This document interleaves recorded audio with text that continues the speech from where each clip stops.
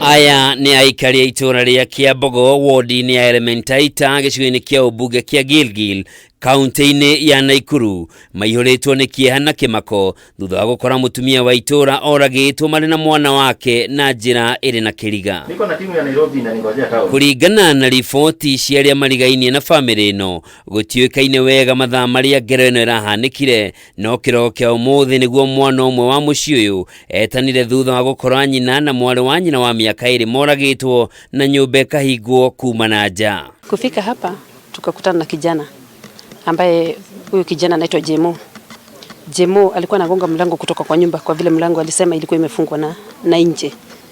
Sasa akawa anagonga mlango, kabla sijafika nikiwa tu bado niko hapa nje. Shosho naye amefika hapa. Jemo akatoka kama ameshika mtoto wao. Akasema mtoto wetu amekufa na mama pia ameuliwa.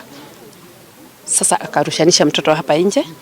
Alafu pia na sisi sasa tukao tumefika na majirani wengine wakawa wamefika. Nigiko gitigite muingi wa itura ugegiarite gukirikana mutumia ucio ni marakoretwo matiganite na murume ni undu wa ngucanio cia kimucii na ndanakorwo ni na kiumia kimwe kuma riria aracokire na riu ni mukuo. Miaka mitatu ambayo hii ya nyuma amekuja akiwa anabadilika. Unakuta amebadilika na anakuwa na mzozo na jamii, na tunajaribu kuongeresha na kuombea hii jamii, na unakuta mambo bado inakuwa mlama.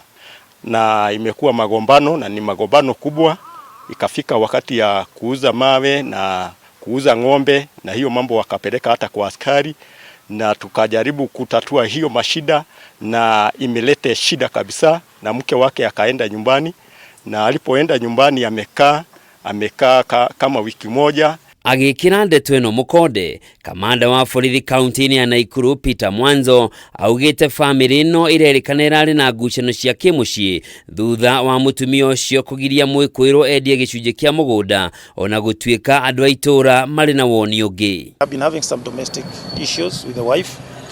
I understand the man wants to sell some property and the wife is opposed to it as a family. And last night it is reported from investigation is that